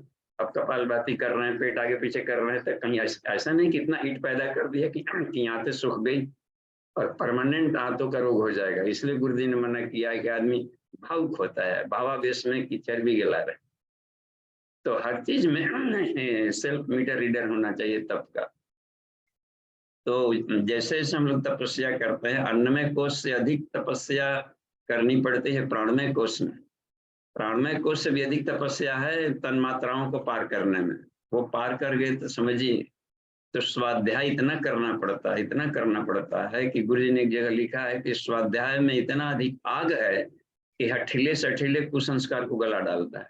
इसलिए कहा आ रहा स्वाध्याय, रात दिन स्वाध्याय करो, सेल्फ स्टडी करो और कंसंट्रेशन ये करके बनाए रखें। तो वो पाथवे, तो ये इसका मतलब है कि जैसे जैसे ऊपर जाते हैं अन्य कोषों में, तो तपस्या का भी लेयर चेंज हो जाता है। नीचे वाला तपस्या का फॉर्मेट अलग था, लेकिन ऊपर वाले में तपस्या का फॉर्मेट अलग हो जाए। अब जैसे ही मन के लेयर को पार करते हैं तो विज्ञान में फिर कूल वाला तपस्या चलता है, उधर हीट वाला बंद है। और वहां तपस्या का मतलब होता है कोल्ड एनर्जी, कोल्ड एनर्जी और कोल्ड एनर्जी, और देखते हैं ना हरा है, नीला है, और भी डार्क होता है, बैगनी, नीला, आसमानी, हरा, ऊपर क्रमशः कूल होते जाता है। और इतना कूल है कि करोड़ों चंद्रमा मिला दें उतना कूलनेस वाला एरिया है ऊपर, बिजली वाला। तो नीचे से मणिपुर चक्र तक जब जाएंगे तो हीट वाला, उसके बाद में हीट हो गया, जब भाव बन गया उधर से आकर के हमारे, तो उधर से फिर चलने का होता है, गतिशीलता जब बनती है तो विस्फोट करना पड़ता है। ज्ञान के द्वारा सब होगा उधर में। तो हमें हर लेयर का अवनाद बिंदु साधना, आनंदमय कोश की जो तपस्या है उसमें होता है कि अवनाद को देखना पड़ता है कि किस तरह की ध्वनियां हमको अच्छी लगती है और किस तरह की ध्वनियां है। फिर जाकर के हर ध्वनियों का अलग अलग फ्रिक्वेंसी उतार चढ़ाव। जैसे मान लीजिए कि डा एक ऐसा म्यूजिक है जो कि शरीर में रोग पैदा करता है। वैज्ञानिकों ने देखा किसी न्यूली बॉर्न बेबी के सामने ring ring ring ring ring ring ring करेंगे तो बदमाश बन गया। तो ये साउंड के फ्रीक्वेंसी पर काफी शोध कार्य करना पड़ता है। वेद मंत्र केवल ध्वनि विज्ञान है और सारे ध्वनि विज्ञान देवताओं को कमांड करते हैं। मंत्राधीनम च देवता, देखते हैं, और दैवाधीनम जगत सर्वे। तो जितना ही हम लोग ऊंची कक्षा में जाते हैं तो उसकी गहराई अधिक है, उसका रेंज अधिक बढ़ते जाता है। लेकिन बेस तैयार करना है हम लोग को अन्नमय कोश से, क्योंकि शरीर से ही काम लेना है। घूम फिर कर आएंगे, शरीर से ही काम लेना है। तो शरीर बराबर टॉक्सिन निकालते रहता है, तो ये तब क्या करता है, टॉक्सिन को बाहर निकालते रहता है। जहां टॉक्सिन जमा होगा तो प्रकृति फिर निकालेगी, हम नहीं निकालेंगे तो प्रकृति निकालेगी। वो दस्त करा देगी, डायरिया, डिसेंट्री करके उसको निकालेगी, फोड़े फुंसी करके उसको बाहर निकालेगी। इसलिए बढ़िया है कि हम प्रकृति का फ्रेंड बन जाएं और उनको हम हेल्प कर दें, अपने तरफ से टॉक्सिन निकालते रहें। लेकिन टॉक्सिन निकालना था, गलाना था केवल टॉक्सिन को, हम लोग मांस गलाना शुरू करते हैं। हम ही राक्षस बन जाते हैं। इसको कहते हैं क्रव्यात, जो मांस को गलावे। अपने रक्त को बढ़ाना था, उसमें लाल होना चाहिए, एनीमिया कर डाले, ब्लड की कमी कर दिए, तो हम पिशाच कहलाएंगे। यानी वो जो ब्लड को चूसता है। तो भीतर में ही सारे असुर रहते हैं, इससे हमें फाइटिंग करनी पड़ती। तो ठीक है, तपस्या के लिए तो कुछ प्रश्नोत्तरी है, तो हम लोग आ सकते हैं। देखिए तो कहीं है प्रश्न? जी बाबू जी, वीरेंद्र प्रसाद यादव जी का प्रश्न है। जी ठीक है। बाबूजी प्रणाम। दैनिक जीवन में कितने प्रकार का तप करना जरूरी है? देखिए, इसमें वो निर्भर करता है कि हमारा कैंपस क्या है। हम गृहस्थ हैं कि बिजनेसमैन हैं, कि हम योगी स्तर का है कि रिटायर्ड पर्सन है, कि हम अपने को पहले देखना चाहिए। तो हमसे जुड़े हुए क्या ड्यूटीफुलनेस है। तो मुख्य रूप से 2 तप है, बहुत सारा बना बताएंगे, अभी तक 12 बता दिया। अब इसी में दिमाग फटने लगे, बाप रे बाप इतना करना है, तो उसको हम लोग समेट दें। बस 2 ही तप करना है हमें। और एक होता है गॉडलीनेस एंड ड्यूटीफुलनेस। बस गॉडलीनेस, ड्यूटीफुलनेस, गॉडलीनेस, ड्यूटीफुलनेस। ईश्वर से हम कभी भी एक क्षण के लिए दूर ना हो। बस हे अर्जुन, माम तस्मात् सर्वेषु कालेषु माम अनुस्मर। एक क्षण के लिए भी हमसे अलग मत हो। तो ये देखना पड़ता है कि गॉडलीनेस है कि नहीं, हर काम को ईश्वर का काम समझ कर करना कि फिर क्या युद्ध और क्या है, क्या गोबर फेंकना और क्या मुकुट पहनना, सब एक जैसा है। क्या छोटा बिजनेस, क्या बड़ा बिजनेस, क्या ऐसी और क्या ऐसी। तो ये इसमें रह जाती है कि गॉडलीनेस बनता है और ड्यूटीफुलनेस होनी चाहिए। कर्तव्य भाव से हम कोई काम करते हैं, बढ़िया करेंगे, कुशलता पूर्वक, जो भी सामने दिख रहा हो। पढ़ रहे हैं तो, सोच रहे हैं तो, मन चिंतन कर रहे हैं तो 2 ही तप हर आदमी के लिए कॉमन है। विद्यार्थियों का अपना स्टडी करना, स्टूडेंट लाइफ में नहीं कर रहा है तो वो ड्यूटीफुल नहीं है, तो वो धार्मिक नहीं है। बस धार्मिकता के यही पहचानना है, godliness and dutifulness. I will consider the supreme religious obligation of all human beings. सबसे बड़ा धर्म कर्तव्य ये होता है, बस वो आदमी धार्मिक कहलाएगा जो कि गॉडलीनेस हो और ड्यूटीफुल। तो हमारी जो भी ड्यूटी है उसके साथ करें। अपना ड्यूटी को अपने चुनना होता है, 8 घंटा ड्यूटी किया कि नहीं, तो वो उसमें देखेंगे तो हमको लगता है कि आचार्य जी ड्यूटीफुल है और गॉडलीनेस है। नितिन जी का इतना बढ़िया अनुभव था, हम तो इनके अनुभव से दंग थे कि एकदम परफेक्ट बोलते हैं, अनुभव से जुड़ा हुआ। तो ये है, तो ये भी समझ में आई होगी कि एक्स्ट्रा करने से क्या क्या घाटा हुआ था। हम भी अपने को तोलते रहे। तपस्या तो लाइफ टाइम तप करना होता है, मजा आता है तप में। हमको साधना खेलने में मजा आता है। विश्व की किसी भी तरह की साधना है, इसको हम बता देंगे कि इसको कहाँ तक कैसे फायदा करेगा, आत्म साक्षात्कार में कितना हेल्प करेगा। तो वो चली करते इसमें। तो एक बार हम 24 दिन पर कल तुलसी का काढ़ा पिए। उसमें ये जांचना था कि इसको अमृता क्यों कहा गया। तो अमृत तत्व को दिलाने में क्या है, इसका हेल्प है। तो तन्नो अमृता प्रचोदयात् भी कहा जाता है उसको। इसी तरीके से बात थी। तो क्या क्या हुआ, जब बॉडी टिश्यूज टूटने लगे तो फिर हमने उसको बंद कर दिया, क्योंकि इसकी भी एक सीमा थी। तो 25वां दिन नहीं किया। जलाहार, इसमें रसाहार कर रहे थे, रसाहार कर रहे। हमने सोचा कि करते हैं इसमें 36 दिन करेंगे, 40 दिन करते हैं, देखते हैं कितना दिन जाता है रसाहार पर। हमने देखा कि 36वें दिन हमको उसके फिर साइड इफेक्ट आने लगे, तो हमने बैकअप कर दिया उसको तुरंत। तो हमेशा अपने आप को ये देखते रहना पड़ता है और तोड़ना। देखिए तो और है क्या, हैंडरेज है कहीं या ये जी एक किरण और दीदी का हैंड राइज है बाबूजी। और चैटिंग में भी लगता है कुछ गुजरा था। तो चलिए हैंडरेज है तो पहले देख लेते हैं। किरण दी को प्रणाम। ओहायो जी बाबूजी जी। प्रणाम। बाबूजी, जो हमारा अर्जन तप है उसके ऊपर मुझे कुछ कहना है कि हम जो बच्चों को शिक्षा देते हैं, स्कूल में बच्चे जाते हैं, लेकिन वो साथ में कुछ ऐसा काम नहीं सीखते कि जिससे बड़े होकर धन कमा सके।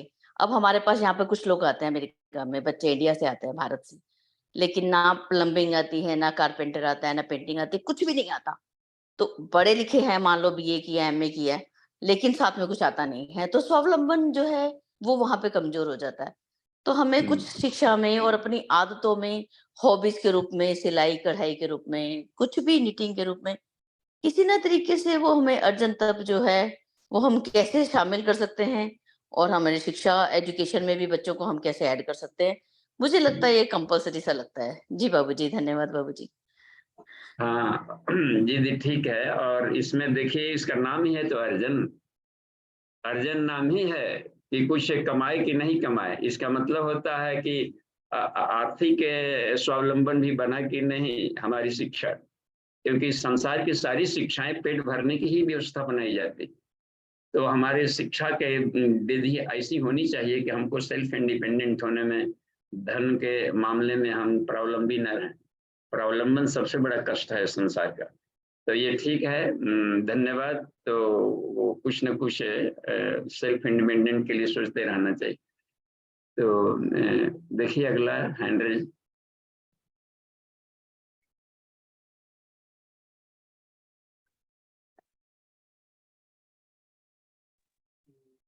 प्रणाम बाबूजी। जी प्रणाम।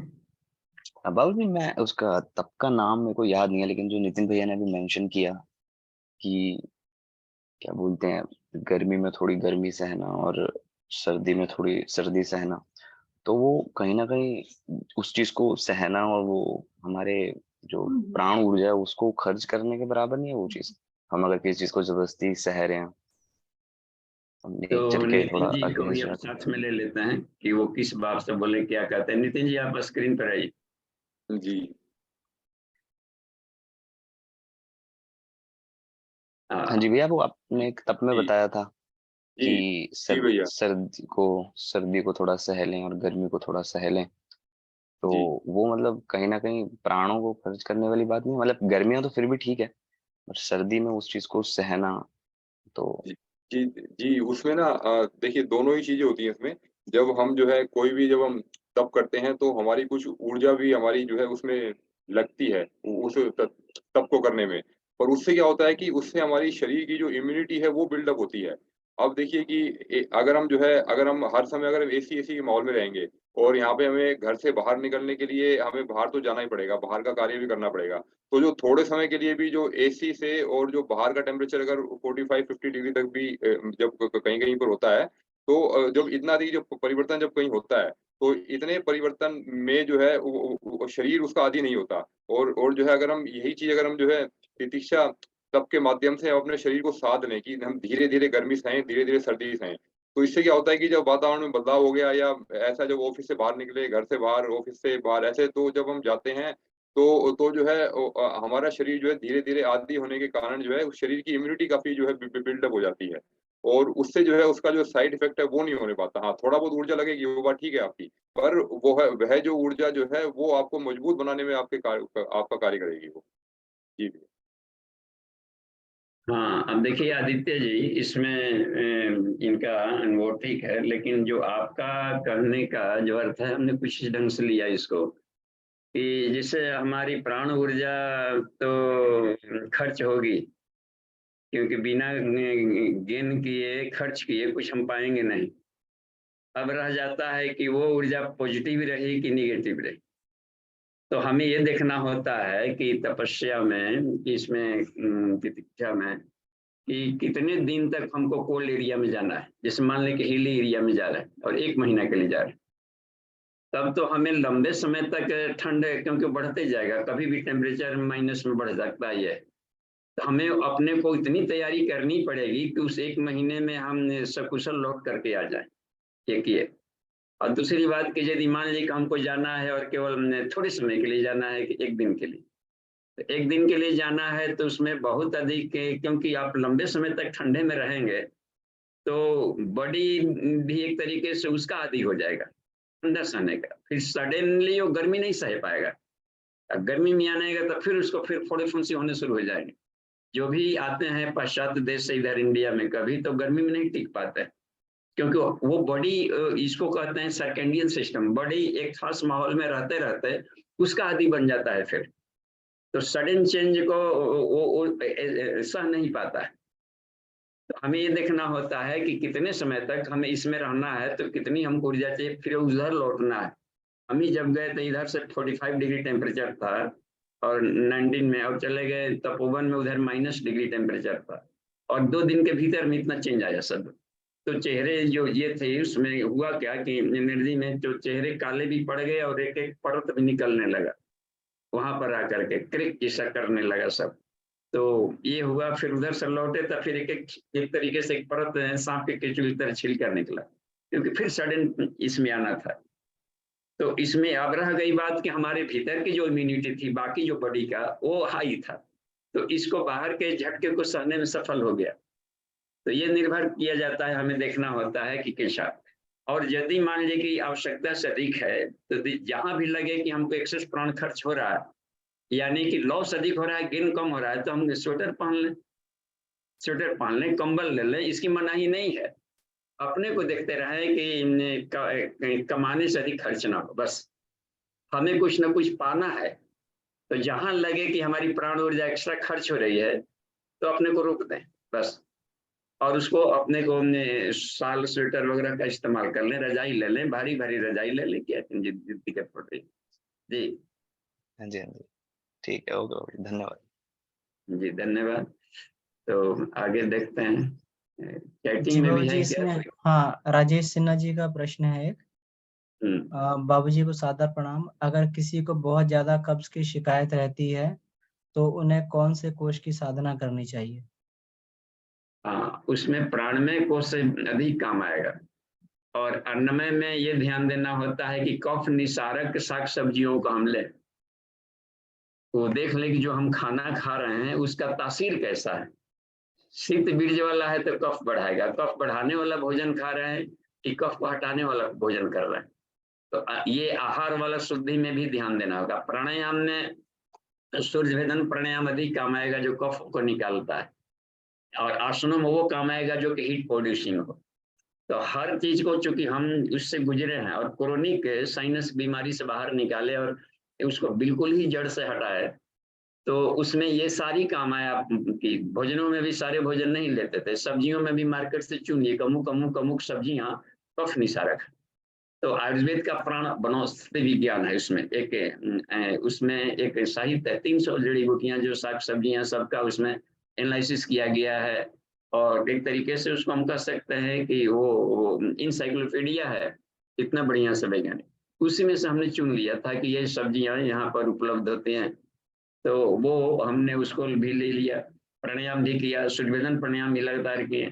तो हमने ये देखा कि कितना तक कब क्या है। तो अच्छा, और भी जाकर ये करना पड़ता है कि इम्यून सिस्टम बढ़ाने वाला तन्मात्रा साधना का भी हमने प्रयोग किया इसमें, कि अपने भीतर से बहुत हीटेड है तो भीतर के बांधने प्रतिपक्ष भावना, यदि ठंडा का माहौल है, हमने अपने आप को मान लिया कि हम आग से बेहद गर्म है, हमारी जो आउरा है, आभा मंडल, वो काफी हीट प्रोड्यूसिंग वाला है, तो बहुत अच्छा लग रहा है, सुहावना सुहावना, तो हम अपने आभा मंडल को ही चेंज करते थे उसमें सेट करने के लिए। तो 5 कोर्सों का हमने हेल्प लिया और आनंद लिया उसका। तो उसमें इसकी जरूरत पड़ती है, तो अपने ऊपर अपने प्रतिभा को देखते हुए कि हाँ इतना हमारा है, इतनी क्षमता लगा सकता है। जी धन्यवाद।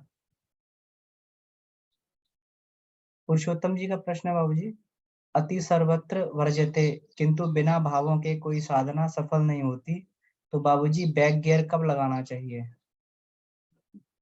जहां देखा जाए कि अपने अपने ही मीटर रीडर बनना पड़ता है, तो उसमें गियर अपने आप को ही लगा ले, किसी भी तरह की गांठ न रखे मन में, तो गियर लगाने में सुविधा होती।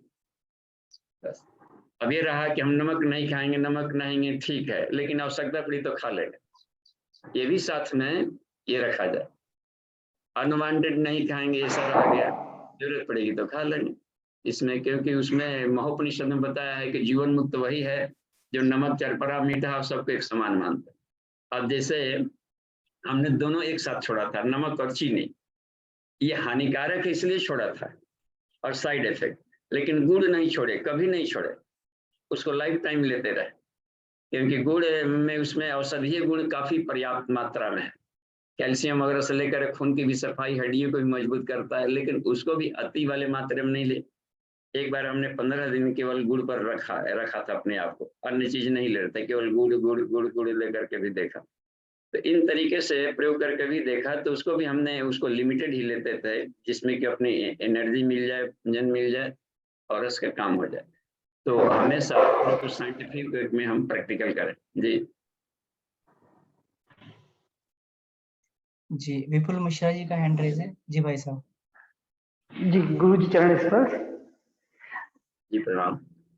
जी गुरु जी, जैसे मैं जैसे गुरु जी करता हूँ अन्नमय कोश के लिए, तो मेरा क्या होता है गुरु जी, जैसे मेरा जो जॉब का रोटेशन है वो शिफ्ट का रोटेशन रहता है, कभी जैसे मॉर्निंग में गए, कभी नाइट में गए, कभी बी में गए, तो मेरे दिन चेंज हो जाते हैं।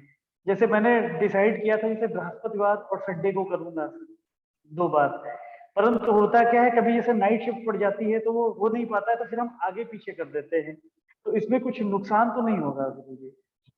नहीं, जिनका ड्यूटी अटपटांग है, कभी चेंज हो जाता है, तो आप जब भी जगें, ड्यूटी से आए, रेस्टलेस हो गए, जब भी जगें आपके लिए ब्रह्म मुहूर्त वही कहलाएगा।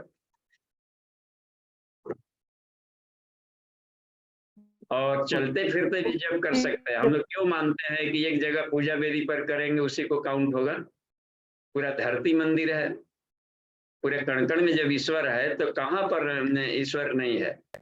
तो हर एक पूरी पृथ्वी को हम पूजा घर क्यों नहीं मानते? तो थोड़ा माइंड को ब्रॉड करके देखा जाए तो चलते फिरते उठते बैठते, चलते फिरते, उसमें गक्षम तीक्ष्ण यदा तदा मंत्र ही बोलता है कि चलते फिरते भी जब करें हम, एक अपने तो मेंटल स्टेट है। जी जी जी गुरु जी, जी गुरु जी, हाँ जी, डाउट क्लियर हो गया। हाँ जी, चैटिंग में है क्या प्रश्न? जी बाबूजी, इसमें पुरुषोत्तम जी ने फिर आगे इसमें लिखा हुआ है, इसका मतलब साधना में हटना नहीं होना चाहिए क्या? मतलब बैक गियर लगाने वाली बात थी। हाँ हठ है, हाँ हटना नहीं, हठ है, हठ शब्द लिखे होंगे। नहीं, हटना हटना मतलब साधना से भाग जाना भी कह सकते हैं, मतलब हाँ अब हट जाना। भागेंगे का है? अब पढ़ाई लिए था कि पढ़ेंगे और कड़ा हो गया तो नाम कड़ा भाग जाएंगे उसका। तो उसमें इजी लोगों से पूछना चाहिए कि आप कैसे डिस्टिंक्शन ला दिए। तो उसके टीचर से जब वो तय कर लिया है कि नहीं हमको बनना है, तो हटना नहीं, और हट नहीं होना चाहिए। यदि हट मानते हैं, हटना को हट नहीं होना चाहिए, तो ये सही है कि हमें किसी भी चीज का हट न करें। हट हठ योग अलग चीज है और हठ अलग चीज है। वो एक एक हठ, वो हठ है योग वाला भाषा में, और ये हठ जिद वाला है। तो हठ हिंदी में जो हठ लिखते हैं इसका मतलब होता है कि जिद, लेकिन योग के भाषा में जो हठ योग है वो फायदेमंद वाला है। हठ योग का मतलब होता है कि न्यूट्रल गियर में रखना, सुषुम्ना में रहना अपने आप को, वो हठ योग है। तो ह माने सूर्य नाड़ी और ठ माने चंद्र नाड़ी, तो दोनों को मिश्रित करके हम रखें। तो वो जब जरूरत पड़ती है तो उसमें हमने रह गए। जब आध्यात्मिक यात्रा में चल रहे हैं और मेडिटेशन कर रहे हैं और अपने कुंडली को ऊपर उठा रहे हैं, तो उसमें हठ योग बनना पड़ता है। लेकिन ये जो हठ है किसी भी क्रम में कि रोज हम नहा कर करेंगे ही नहा कर करेंगे, अब बुखार लग गया तब नहीं, ये तो हठ कर लिए कि नहा कर करेंगे तो और बुखार लगेगा, मलेरिया होगा, तलेरिया होगा, टाइफाइड सब होगा, अभी सब होगी। तो वहां पर विषय करता है कि विवेक, इसलिए परंपरा को नहीं विवेक को महत्व दें हमेशा।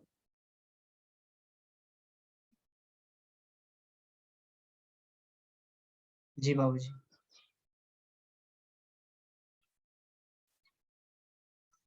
आदित्य भैया 3 का मिनट। हैंड रेज है। हाँ जी। हाँ आदित्य भैया। बाबूजी प्रणाम। हाँ जी बाबूजी प्रणाम। बाबूजी जैसे आपने अभी बताया ना कि साधना हम चलते फिरते भी कर सकते हैं, इस बात से तो हम हाँ पूर्णतः मतलब समझ रहे हैं कि हाँ कर सकते हैं। लेकिन बचपन से एक चीज सुनते आए हैं और अखंड ज्योति या कहीं पढ़ते भी आए कि जो साधक का साधना स्थल होता है वो एक ही जगह होना चाहिए। जैसे वो मंत्र जब कहीं कर रहा है तो वहीं करना चाहिए। उसके पीछे ये तर्क दिया जाता है कि जब हम मंत्र जब करते हैं तो उसका वाइब्रेशन अंतरिक्ष तक जाता है, फिर वापस साधक के पास आता है, मतलब साधक के शरीर को छूता है। तो आप मेरा प्रश्न समझ पाए क्या कि फिर तो जी कंट्राडिक्ट जी। हो गया ना बात, दो अलग हाँ अलग बात हो गई। नहीं, कंट्राडिक्ट हो गया, इसलिए कंट्राडिक्ट रह रहा है कि हम उसको लिंक नहीं बिठा पा रहे। लेकिन यहाँ संसार में कोई भी कंट्राडिक्शन नहीं है। तो अब जिस मान ली कि बाहर भी आपके यूनिवर्स में जाता है, तो यूनिवर्स की कोई बाउंड्री तो नहीं है। आकाश हाँ की क्या बाबू। Boundary line? तो जहां भी हम रहेंगे तो कहा कि जहां हम खड़े हैं वही सेंटर है। यज्ञो विश्व से भुवन से नाभि।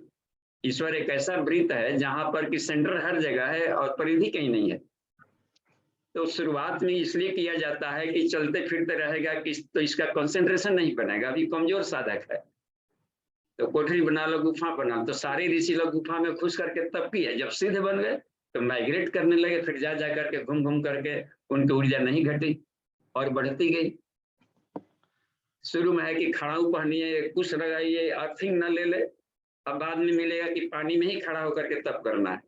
गुरुदेव समर्थ गुरु रामदास के रूप में जब थे तब 12 साल तक तालाब में खड़े होकर के तप किए थे, तो उनका अर्थिंग कहा गया। तो हाँ ये हम समझ। देखा क्या होता है कि पृथ्वी के भीतर से खींच लेगा।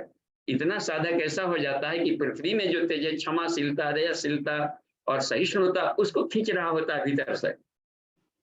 तो वो सक्शन सिस्टम एक अलग होता है कि मेंटल स्टेट से, कि हम कहीं पर हैं तो अपना ऊर्जा, तो पृथ्वी के जो हुआ था मैग्नेटिक फील्ड से साधक बाहर निकल जाता है। तो उस अवस्था में भी जानी पड़ेगी।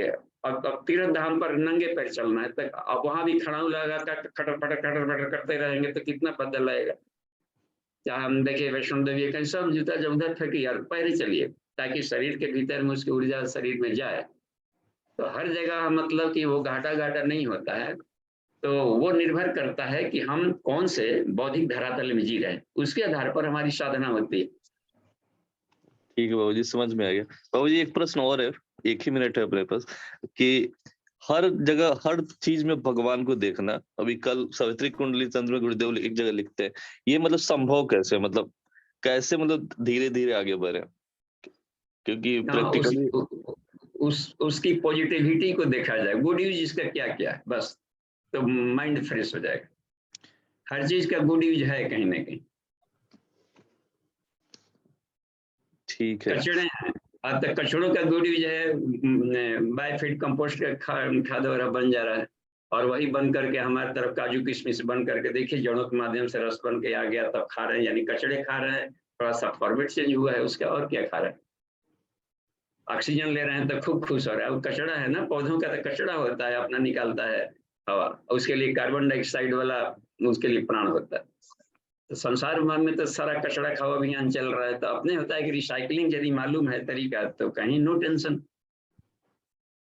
लेकिन जब हम हर जगह गुड यूज देखते हैं तो कहीं ना कहीं हमारे मन को तो इफेक्ट कर रहा है ना कि हम उसके गुड यूज को देख रहे हैं, तो हम यहाँ साक्षी भाव तो नहीं रहा ना हमारा। हाँ, गुड यूज, क्योंकि ईश्वर गुड गुड है, उसका नाम है शिव, कल्याणकारी। अकल्याणकारी यहाँ संसार में कुछ है ही नहीं है जी। ठीक है बाबू जी, ठीक है, धन्यवाद, प्रणाम जी प्रणाम। शांति पाठ कर लीजिए अमन जी और नितिन जी। जी नितिन भैया। तो आइए शांति पाठ सब करते हैं हम। हाँ। ओ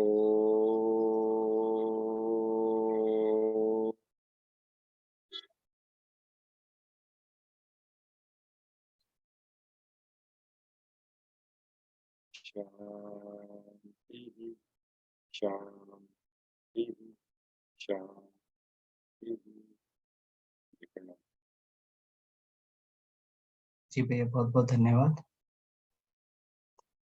सभी पार्टिसिपेंट्स को धन्यवाद, बाबूजी को धन्यवाद।